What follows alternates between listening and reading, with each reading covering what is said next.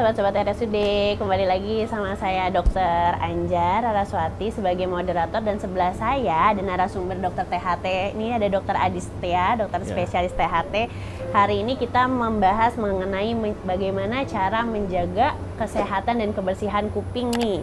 Pasti kan teman-teman pasti banyak nih pertanyaan bagaimana menjaga kebersihan telinga yang baik dan benar nih. Kan kita pasti selama ini cuma taunya pasti cuma pakai cotton bud. Coba kalau misalnya dari dokter, kita langsung ngobrol biasa aja kali ya dok ya. Kita silakan. ngobrol santai aja. Kira-kira menurut dokter gimana sih cara menjaga kebersihan kuping itu yang baik dan benar? Apakah benar dok, kita ada yang bilang, oh kita harus setiap 6 bulan nih kita rutin kontrol ke dokter THT agar dibersihkan. Atau sebenarnya boleh kok kita bersihin di rumah sendiri atau gimana nih dok? Kalau untuk keterkaitannya dengan kebersihan telinga ya, kalau kebersihan telinga itu yang paling penting itu adalah menjaga kondisinya tetap baik tanpa adanya gangguan-gangguan yang berarti pada telinga ya, seperti kotoran telinga ya. Kotoran telinga itu tidak harus selalu dibersihkan setiap hari dengan korek telinga, itu tidak seperti itu, karena secara normalnya bahwa kotoran telinga itu wajar ada di telinga untuk menjaga pH telinga supaya tetap asam, sehingga resiko timbulnya penyakit-penyakit khususnya seperti jamur gitu tidak muncul. Dan cara pembersihannya sebetulnya cukup sederhana, tinggal pakai tisu dengan di jari ya, dia dengan menggerakkan di bagian luar dari liang telinga pun sudah bisa jatuh sendiri itu kotoran telinganya ya. Jadi tidak selalu harus dibawa ke dokter THT setiap bulan, tidak. Paling cepat biasanya 3-6 bulan boleh diperiksakan ke dokter THT. Gitu ya. Berarti kalau misalnya boleh ya dok kita bersihin tapi hanya bagian luarnya saja ya dok ya, seperti tadi dokter sudah jelaskan. Dan memang sebenarnya kotoran telinga itu baik, bukan sesuatu yang jahat gitu, kecuali misalnya mereka udah menyumbat ya dok ya, jadi pendengaran kita berkurang itu atau mengganggu, baru memang disarankan ke THT. Jika misalnya nih dok, pada beberapa orang kan pasti ada kotorannya nih yang keras nih dok, atau misalnya yang rasanya banyak, memang gampang terkumpul. Kira-kira mereka boleh nggak dok ngebersihin sendiri juga pakai cotton bud? Kan ini cotton bud sering ya dok, apalagi dijual di mana-mana. Dan pasti orang bertanya, ada yang bilang nggak boleh soalnya nanti makin ke dalam, ada yang bilang boleh. Nah menurut dokter tuh gimana sih dok, baiknya apakah cotton bud jadi boleh atau nggak boleh nih dok sebenarnya kalau dari THT nih dok? Ya, jadi kalau dari ilmu THT sendiri ya, bahwa pembersihan dengan alat khususnya seperti cotton bud itu bisa diperbolehkan di telinga bagian luarnya saja. Oh berarti hanya liangnya aja ya dok ya, bagian luarnya aja. Kan pasti teman-teman nih bingung, bagian luar nih bagian mana, hanya daun telinga kah dok, atau liang telinga, atau telinga apa yang agak dalam? Karena kan orang enak kan ya dok ya kalau misalnya ngorek telinga kayak gitu. Jadi kalau misalnya telinga bagian luar, ini maksud itu di bagian daun telinganya ya, di bagian liang telinganya dan bagian daun telinganya. Kenapa tidak sampai masuk ke dalam liang telinganya?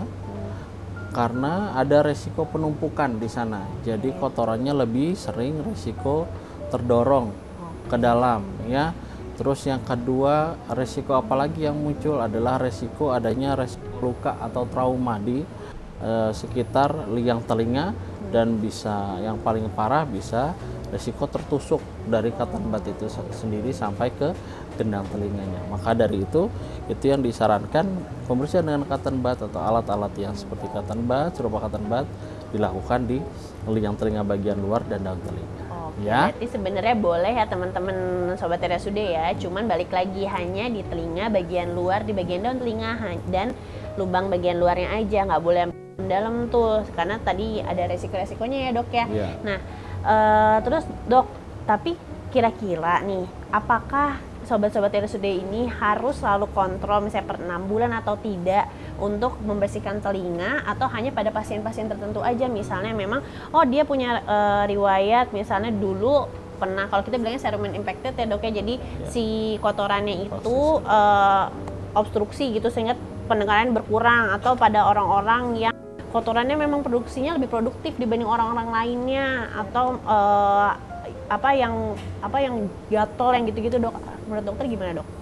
Nah, jadi begini, kalau pada pasien-pasien atau pada orang-orang yang lebih mudah muncul produksi serumennya yang lebih banyak ya, sering menumpuk, sering tersumbat dalam beberapa bulan, bisa sampai 2 bulan sekali terasa numpuk telinganya. Memang kalau pada pasien-pasien tersebut memang disarankan memang paling cepat 3 bulan ke dokter THT bisa diperiksakan dan selanjutnya untuk dikeluarkan tuh kotoran telinganya ya, supaya tidak menimbulkan namanya keradangan pada liang telinganya itu sendiri. Apalagi pasien pada pasien tersebut biasanya lebih suka tuh mengorek telinga tuh. Nah, akhirnya bisa buat penumpukan yang lebih berat di telinganya, jadi lebih gatal, bisa juga timbul resiko jamur pada telinga. Berarti bisa nyembuhin jamur juga ya dok ya kalau kita sering ngorek telinga. Nah terus dok, ini kan lagi trend in banget nih dok, alat yang bisa kayak apa sih, dia buat ngebersihin telinga tapi ada kameranya tuh dok. Jadi pada beberapa, terutama para ibu-ibu nih yang punya anak buat ngebersihin telinga, kadang kalau anak kan tantrum nih dok, dia ke dokter, jadi mereka tuh lebih seneng pakai itu, kan kelihatan juga nih dok pakai alat. Menurut dokter gimana nih tanggapannya dok dengan si alat yang punya kamera ini, aman atau tidak sebenarnya? Ya, jadi begini, kalau misalnya alat dengan kamera itu sebetulnya keuntungannya kita masih bisa lihat ya, bisa mengevaluasi dari liang telinganya. Tetapi jangan salah, yang jadi masalah bukan hanya di alat saja yang bisa memvisualisasi, tapi dari faktor anaknya itu sendiri. Jadi biasanya yang menjadi permasalahan adalah alatnya yang dipakai itu adalah alat yang sesungguhnya traumatik, karena itu keras ya, ujungnya bukan kapas ya, biasanya alat-alat seperti itu jadi lebih seperti sendok begitu. Iya betul dok ya. Dan itu resiko mengiritasinya ada nggak? Jelas ada. Dan yang kedua, apakah semua anak bisa dilakukan seperti itu? Tidak, karena ada anak-anak itu yang bisa bergerak tiba-tiba pada saat pembersihan. Nah, lebih berisiko untuk luka. Lebih berisiko untuk terjadi trauma berarti ya dok jadi ya. luka. Justru kalau pada anak-anak secara fungsinya atau fisiologisnya, kotoran telinga itu pada sebagian anak-anak bisa keluar sendiri. Karena dari fungsinya cleansing dari serumen itu masih bagus biasanya pada anak-anak ya. Kalaupun ada kotoran telinga yang agak keras, dia pelan-pelan dia bisa jatuh sendiri gitu. Seperti itu. Kecuali pada kondisi-kondisi tertentu yang tadi kita sudah sebutkan kali ya dok ya, misalnya kayak dia memang keras atau memang produksinya agak sering banyak, jadi memang lebih baiknya ke THT, apalagi anak-anak ya dok ya, kayak gitu, karena resiko traumanya lebih tinggi. Tapi kalau misalnya si alat ini dipakai pada orang dewasa, aman nggak dok? Kalau pada orang dewasa memang relatif aman selama masih bisa dievaluasi ya, dicek sambil dibersihkan. Tapi biasanya kalau yang membersihkan itu tidak tahu kalau konsistensinya kan keras atau lembek ya, atau dekat dengan bagian-bagian yang penting, organ penting seperti gendang telinga ya. Nah, itu yang jadi perhatian kita tuh ya. Karena resikonya juga ada, resiko traumanya lagi ada di sana gitu. Yang tadi suka dibilang takutnya tertusuk itu ya dok ya, malah jadi gitu. pecah gendang telinga. Oke deh. Ini kayaknya jadi kalau misalnya bisa disimpulin sih sebenarnya boleh kita ngebersihin telinga mau pakai cotton bud atau alat apapun, tapi hanya telinga bagian luar. Sebenarnya yang untuk penggunaan yang ada kamera yang dipakai para orang tua atau orang-orang di luar zaman sekarang sebenarnya boleh, cuman kan masalahnya ilmunya mungkin juga nggak tahu anatomi di dalamnya, takutnya malah jadi menyebabkan trauma, terus tidak tahu karakteristik dari peran yang mungkin terlihat simpel ya dok ya, ternyata tidak semudah itu ya dok ya. Makanya memang disarankan lebih amannya kalau misalnya untuk mengecek bagian dalam telinga ke spesialisnya langsung ya, ke ahlinya, ke dokter THT kita gitu. Mungkin ini juga kita bisa langsung buka kolom pertanyaan, kayaknya udah banyak juga yang nanya ini ke dokter Adi Setia, pasti banyak nih. Wah, udah numpuk nih dok. Kita mulai aja kali ya dok ya pertanyaannya ya. Sesi pertanyaan yang pertama. Assalamualaikum dok, saya pasien dokter Adi Setia, mau bertanya apakah boleh menggunakan obat tetes telinga ke telinga. Kalau obat tetes telinga boleh, justru itu adalah salah satu alternatif dari pembersihan telinga. Obat tetes telinga itu ada yang disebutkan biasanya yang sering dipakai itu adalah karboglikserin ya. Dia bisa melunakkan ya. Ada jenis-jenis yang lain juga ada. Ada tetes telinga yang gunanya untuk melunakkan atau mencairkan dari kotoran telinga yang keras. Nah, hal-hal tetes telinga itu bisa dipakai selama beberapa waktu, biasanya 1 minggu sebelum dikeluarkan atau dibantu diekstraksi, sehingga kadang-kadang bisa keluar sendiri dengan obat tetes tersebut, begitu ya. Jadi tidak perlu dikorek-korek sampai luka, berdarah segala macam seperti itu. Berarti dok, bolehnya dipakainya dalam jangka waktu hanya 1 minggu saja ya si dok, yang si karboglikserin itu Ya, obat tetes kalau telinganya. efektivitasnya biasanya 1 minggu sebelum dikeluarkan. Oke. Ya, Ada nggak dok maksimal pemakaian dalam waktu 1 tahun? Mungkin juga pasti ini yang mereka tanya karena takutnya, oh misalnya berulang lagi, kapan sih boleh pakai? Apakah boleh setiap bulan? Apakah enggak ternyata hanya boleh per 3 bulan atau gimana nih dok? ya biasanya maksimal itu cuma 2 minggu saja biasanya. Karena kalau dengan obat tetes tersebut biasanya kotoran telinganya sudah cair itu. Jadi sudah tidak ada fungsinya lagi untuk dipakai sering-sering dan berulang-ulang gitu ya. Oke, siap dok. Oke, selanjutnya nih pertanyaan kedua ya dok ya. Telinga saya gatal, saya kerok, ada kerak putih, gatal hilang, terus seperti itu berulang. Kenapa ya dok? Katanya. Ya. Kalau telinga gatal ini biasanya ada beberapa faktor penyebabnya ya. Kemungkinan besar kalau gatal ini bisa jadi penyebabnya adalah sebuah mikroorganisme jamur di sana. Kalau sudah ada muncul jamur, itu yang jadi kuncinya adalah suasana atau kelembapan dari liang telinga itu sendiri. Di mana yang namanya liang telinga itu harus pH-nya ya sekitar 6,8 ya, itu pH asam ya, supaya tidak timbul seperti itu tuh. Tidak timbul adanya pertumbuhan jamur. Biasanya pada gatal gini harus perlu perawatan berkala tuh dari dokter THT-nya untuk mereradikasi jamur tersebut. Berarti gitu ya. Takutnya berarti yang tadi takutnya dikena jamur ya dok ya? Ya. Oke, yang tadi seperti dokter bilang bisa juga karena terlalu sering ngebersihin kuping juga bisa mencetuskan terjadinya ada jamur di telinga itu ya dok. Tapi gimana sih dok biar kita ngelindungin si pH telinga kita agar tetap asam nih dok? Apakah ya udah cukup dengan ngebersihin kayak tadi, ataukah ada hal-hal yang nggak boleh dilakuin, misalnya nggak boleh telinga dalam keadaan basah, lembab atau gimana nih dok? Ya, jadi biasanya kadang-kadang kondisi gangguan pada telinga itu tidak sedikit disebabkan prinsipnya dari manipulasi telinga itu sendiri. Yang pertama mulai kemasukan air, atau yang kedua dikorek-korek ya. Terus habis itu ada ditiup lah telinganya atau bagaimana, atau pakai sekarang ada sekarang bagian yang dibakar-bakar itu untuk mengeluarkan. Iya dok, benar ada yang ngeluarinnya pakai dibakar, sering pakai wax. Kadang-kadang ada beberapa tindakan manipulasi tersebut yang menimbulkan iritasi itu, tidak sedikit iritasi, keradangan di sana, jadi akhirnya menyebabkan lama-lama jadi infeksi. Seperti itu. Jadi harus hati-hati ya teman-teman sobat-sobat RSUD nih yang tertarik ngeluarin kotoran telinga, ternyata malah menyebabkan iritasi ya dok ya, dan menyebabkan infeksi. Oke, kita lanjut ke pertanyaan ketiga ya dok. Dok, saya mau nanya, anak saya kotoran telinganya keras, itu bagaimana ya ngebersihinnya dok?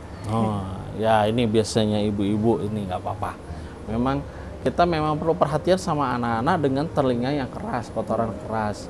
Kenapa kok kita perlu perhatian? Karena kotoran yang keras itu bisa menjadi sangat keras seperti benda asing ya di dalam telinga. Jadi apa resikonya? Resikonya itu bisa membuat radang dan luka di liang telinganya. Jadi apa yang harus dilakukan pada anak-anak dengan kotoran yang keras? Itu yang paling baik dilakukan itu ada dikasih obat tetes dulu, obat tetes telinga untuk melunakkan kotoran telinganya. Kalau memang kotoran telinganya keras dan tidak memungkinkan untuk dikeluarkan ya. Supaya apa? Supaya meminimalisir resiko keradangan dan infeksinya. telinga anak tersebut gitu. Jadi tidak boleh dipaksakan karena kotoran telinga itu memang sewajarnya memang harus ada seperti itu. Ya. Nih, selanjutnya ya dok, menarik nih. Nah, Ini tadi udah sempat kita bahas sebenarnya. Rajin Ya. bersihin telinga, tapi telinga saya seringkali terasa gatal. Kenapa ya dok? ya itulah. Jadi kalau telinga sering dibersihkan biasanya pada beberapa orang setelah mandi itu biasanya. Iya, Setelah mandi biasanya pengennya semuanya bersih, jadi semuanya dikorek tuh akhirnya tuh sampai telinga pun dikorek. Nah, di situ akan menghilangkan yang namanya bakteri normal yang ada di telinga, flora normal di sana. Jadi telinganya jadi lebih lembab ya. Bisa muncul resiko timbulnya jamur Jamur yang kalau tadi sudah sudah dijelasin ya, lengkap dok, ya. ya. Gitu. Jadi memang untuk bila gatal seperti itu berobat nggak apa-apa, untuk minum nanti dikasih obat untuk pereda gatalnya segala macamnya. Dan yang kedua dihindari untuk kemasukan air ya, dihindari untuk kemasukan air telinganya. Dan yang terakhir dihindari untuk dikorek-korek telinganya. Oke. Boleh membersihkan tapi tidak terlalu sering dan bagian luar saja ya dok Ya, ya, tidak hanya bagian betul. dalam karena yang Ya. tadi sudah dibilang juga resiko terjadinya iritasi, terjadinya infeksi dan bisa jadinya infeksi di liang telinganya malah ya dok ya, malah jadi repot. Oke, selanjutnya kita pertanyaan terakhir kali ya ini ya. Sebaiknya membersihkan telinga berapa lama sekali? Nah ini nih dok. Iya. Kalau sebenarnya membersihkan telinga pada orang dewasa normal ya, itu seminggu sekali sudah cukup. Bagaimana caranya? Cara manual sekali, biasanya dengan jari, dengan di tisu ya, jari dengan tisu, cukup digoyangkan di bagian luar liang telinga dan searah gravitasi. Jadi akhirnya kotoran-kotoran yang kering itu bisa jatuh ke situ.